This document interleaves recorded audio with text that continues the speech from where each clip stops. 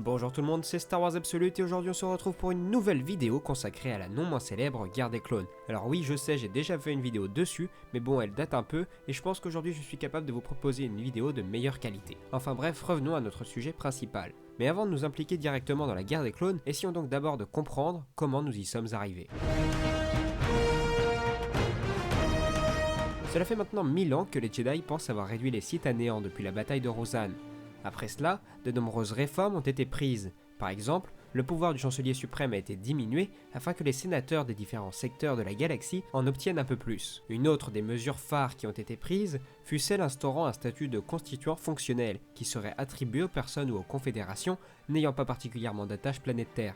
C'est pour cela que plus tard on rencontrera des sociétés telles la Fédération du Commerce au sein du Sénat. Et enfin, concernant les Jedi, le chancelier suprême les fit passer sous l'autorité du département judiciaire du Sénat pour que les chevaliers Jedi puissent répondre de leurs actes devant des sénateurs et qu'ils ne soient donc plus considérés comme tout-puissants par la population. Par la même occasion, les Sith étant considérés comme disparus, la flotte militaire de la République fut en grande partie démantelée et se cantonna à un très petit nombre de navires chargés de protéger les sénateurs et d'empêcher les attaques de pirates. Mais comme nous le savons, les Sith ont survécu et Dark Bane a instauré ce qu'il a appelé la règle des deux. Ainsi, de génération en génération, les Sith ont accru leur pouvoir, leur richesse, mais aussi leurs contacts qui leur fournissaient tout un tas d'informations. C'est ainsi que quelques dizaines d'années avant la guerre des clones, nous nous retrouvons avec deux seigneurs Sith manœuvrant habilement dans l'ombre, Dark Plagueis et son apprenti Dark Sidious. Chacun d'entre eux exerçant une vraie profession au-delà de leur statut de Sith, Plagueis est connu sous le nom d'Ego Damask et est un membre à part entière du clan bancaire. En gros, c'est lui qui décide à qui donner de l'argent dans la galaxie, et Sidious, lui, est l'héritier de la riche famille Palpatine de Naboo et est sénateur de cette même planète. Ensemble, grâce à leur manipulation politique et grâce aussi, il ne faut pas l'oublier, à leurs finances importantes accumulées depuis de nombreuses années, ils parviennent finalement à mener la galaxie vers le chaos, en mettant en place peu à peu une guerre civile qui ne tarderait pas à éclater entre les différents peuples composant la République. Ils font tout d'abord en sorte que les peuples de la bordure extérieure se sentent oubliés par les peuples riches du noyau, afin qu'à l'avenir, ces planètes se joignent au camp séparatiste. Ils font également en sorte que de nombreuses sociétés telles que la Fédération du Commerce ou bien le Technosyndicat s'allient. De son côté, Palpatine étant élu sénateur de Naboo, il se rapproche du chancelier actuel pour l'influencer et lui faire prendre des mauvaises décisions. De la même manière, mais cette fois-ci sous l'identité du seigneur Sith Dark Sidious, il place Nut Gunray à la tête de la Fédération du Commerce pour que celui-ci en échange lui obéisse au doigt et à l'œil. C'est ainsi que le blocus de Naboo est formé en -32. Cet événement arrivant jusqu'aux oreilles du Sénat provoque la chute du chancelier en place et le révèle incapable de gérer une telle situation de crise après que le Sénat n'ait été gangréné par la corruption depuis maintenant des dizaines d'années. C'est ainsi que Palpatine parvient au règne du pouvoir. Dans le même temps, un Jedi du nom de Dooku se montre de plus en plus critique vis-à-vis de la République et du Conseil Jedi. C'est également le cas d'un autre maître Jedi nommé Sifo Dyas. Ce dernier estime que la République va tout droit vers le chaos et qu'un conflit est inévitable.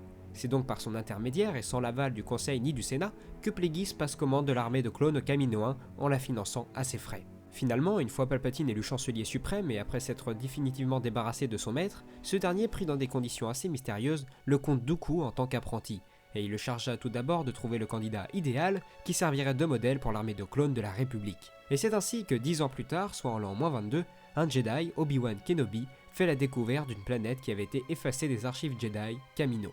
Sur celle-ci, il y découvre toute une civilisation spécialisée dans le clonage et qu'une armée y est en préparation afin de servir sous les ordres des Jedi et de la République. De là, Obi-Wan poursuit le chasseur de primes ayant servi de modèle jusque sur Geonosis, où se tient au même moment un sommet entre différents représentants des plus grandes sociétés de la galaxie, et ce sommet est mené par le comte Dooku et il aboutit à la création de la Confédération des systèmes indépendants. Bon, ensuite on va aller vite car comme moi vous avez vu le film, de nombreux Jedi se font massacrer dans l'arène de Geonosis, mais sont secourus in extremis par l'intervention de Yoda et de la toute nouvelle armée de la République. La guerre des clones vient donc tout juste de débuter. Voilà qui est fait, mais passons plutôt maintenant à la présentation des hommes clés des deux camps. Du côté de la République, on retrouve donc évidemment le chancelier Palpatine, celui-ci est entouré de sénateurs lui apportant plus ou moins leur soutien, et on retrouve également de nombreux Jedi membres du Conseil, et bien sûr l'armée de clones de la République obéissant prioritairement aux ordres du chancelier. Du côté des séparatistes, on trouve au centre de tout cela le comte Dooku. Bien qu'en coulisses il soit dirigé par son maître Dark Sidious, on trouve en dessous de lui tous les dirigeants de sociétés ou d'organisations comme Nut Gunray, Wat Tambor ou bien encore San Hill. On peut également noter les nombreux agents de Dooku, comme Grievous, Asajj Ventress, Durge et bien d'autres encore. Et enfin, bien sûr, les forces armées de la CSI sont majoritairement composées de droïdes de combat, bien qu'elle ait également pu aussi bénéficier de sa propre armée de soldats clones. Concernant le matériel utilisé par ces deux camps diamétralement opposés, les armes républicaines provenaient des usines de Blastech, tandis que leurs engins de combat comme les RTTT provenaient des usines de Merson Munition. Les droïdes séparatistes sont quant à eux conçus par la firme Bactoid Combat Automata et leurs machines de guerre sont produites par une firme sœur de celle vue précédemment, Atelier d'armement Bactoid. Mais passons maintenant à l'historique de cette guerre terrible qui marqua énormément les esprits.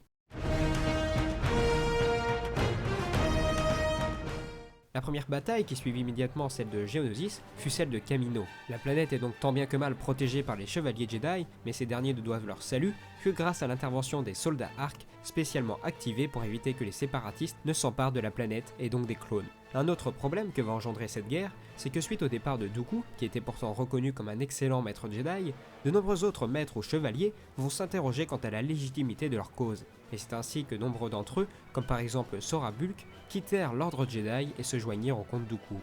La particularité de la guerre des clones, c'est que contrairement à la guerre civile intergalactique, elle a engendré des batailles colossales dans toute la galaxie. Pour vous démontrer cela, je vais vous prendre quelques exemples. Le premier que j'ai à vous donner, c'est Jabim. Jabim est une petite planète de la bordure extérieure, appartenant normalement à la République, mais se sentant oubliée par cette dernière, un groupe mené par Alto Stratus va se rallier à la CSI.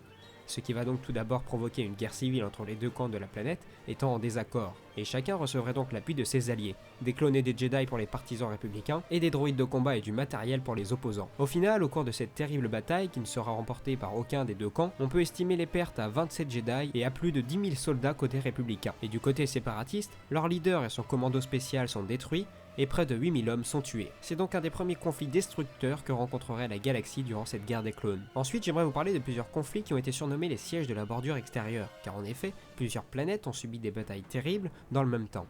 Parmi elles, on peut citer Mijito, Felucia, Utapau, ou bien encore la planète qui va nous intéresser, Saleucami. En effet, après 3 années de conflit, les séparatistes se voient dans l'obligation de céder leur conquête dans le noyau pour fortifier leurs arrières. Ils se replient donc dans la bordure extérieure, jusqu'où ils sont poursuivis par les flottes républicaines. Mais revenons-en à Saleucami maintenant. Cette bataille est dirigée par le maître Jedi Oppo Rancisis, qui mène les troupes républicaines composées de 16 autres Jedi, de 3 bataillons de clones différents composés notamment du 91e corps de reconnaissance mobile et du 7e corps aéroporté. Et tout cela face à l'armée séparatiste, dirigée par de nombreux acolytes du comte Dooku, dont Sora Bulk, mais aussi appuyée par l'armée de clones Morgukai. Finalement, cette terrible bataille se conclut par la mort de 6 généraux Jedi, dont le maître Oppo Rancisis, mais aussi de nombreux clone troopers, et de l'autre côté, la quasi-totalité des troupes Morgukai sont réduites à néant, et les 4 acolytes du comte Dooku sont tués au combat par Aayla Secura et son maître Quinlan Vos. Et enfin, comment ne pas parler de la bataille de Coruscant ? Le but de cette opération était simple pour les séparatistes. Alors que ces derniers étaient sur le reculoir depuis quelque temps, enlever le chancelier suprême permettrait à ces derniers de marquer un énorme point dans cette guerre qui s'éternisait. Grievous et sa gigantesque flotte empruntent donc un passage hyperspatial secret menant directement sur Coruscant. Pour mener à bien l'opération, des troupes au sol sont donc détachées pour faire diversion tandis que Grievous se rend dans le bureau du chancelier suprême pour le capturer. Ce qu'il parvint à faire malgré les tentatives désespérées de Shakti ou bien encore de Mace Windu pour l'en empêcher.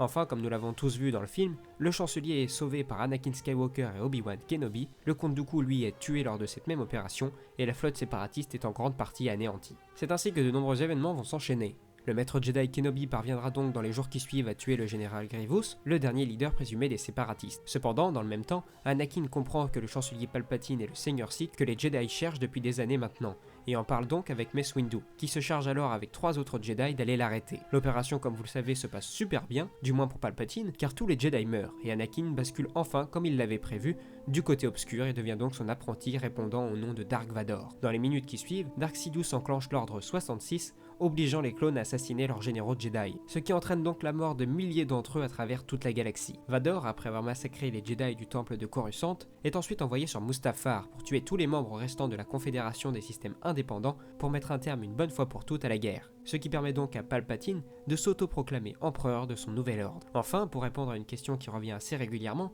les clones ont peu à peu été remplacés par des soldats humains, mais cela a forcément mis du temps avant de se mettre en place, mais certains d'entre eux comme Cody sont par exemple devenus instructeurs au sein de l'Empire. Mais maintenant il est temps de vous dire quoi vous procurer si vous voulez en savoir plus.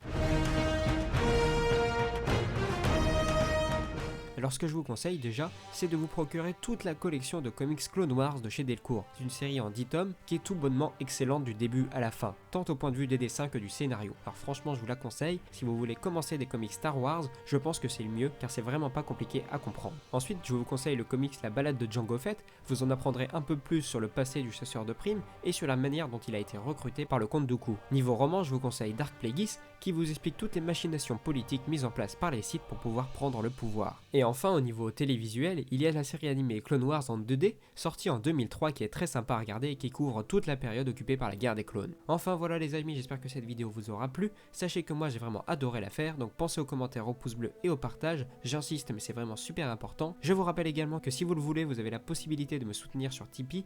Et enfin comme dernière information, après je m'arrête promis, je serai présent au Bordeaux Geek Festival dimanche et lundi. Donc si vous êtes dans le coin, n'hésitez pas à passer me voir et me faire un petit coucou. Sur ce, moi je vous dis à la prochaine, ciao.